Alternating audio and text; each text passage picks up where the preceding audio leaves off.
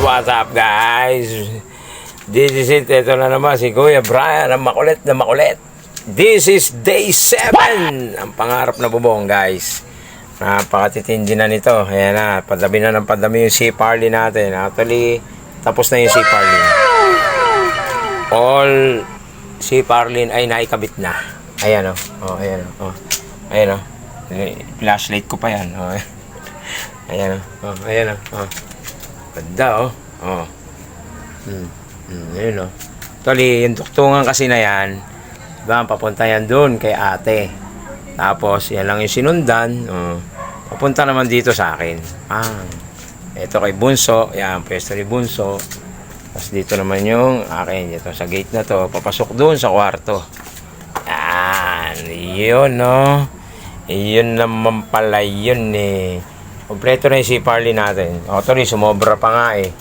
May sumobra ako ng isang buo at isang mahaba pa.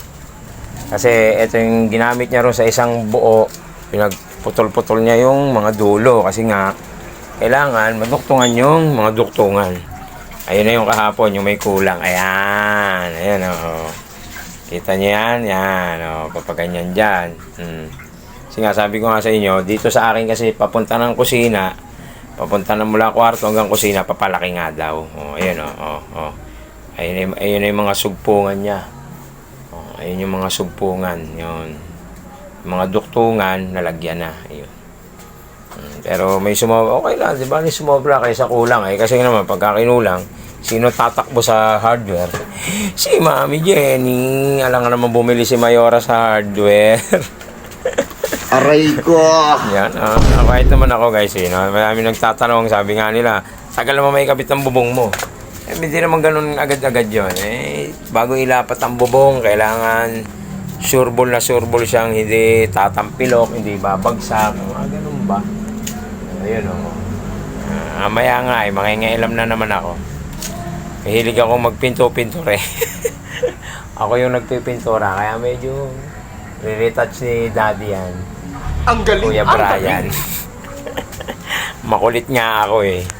Kaya nga si Kuya Brian na makulit na makulit. Natutuwa ako. Every time na uuwi nga ako, kaya nga sabi ko, shout out sa mga supervisor ko dyan sa Ecom.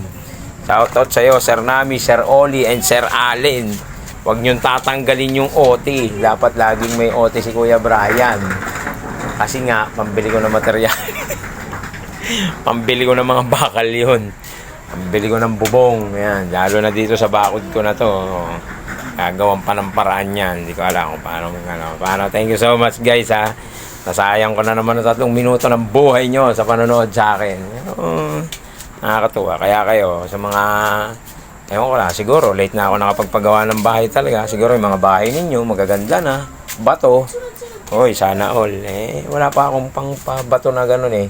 Pero actually, itong bakal, ang mahal din. Mahal din siya. Hindi siya biro. Siguro, kung nag-junk shop ako, ayoko naman ng ganun. Pagawa na lang din ako eh. Di yung pang medyo, hindi ko naman sabing panghabang buhay. Di mo pwedeng ano, kasi yung bakal, nabubulok din naman yan kung di mo aalagaan.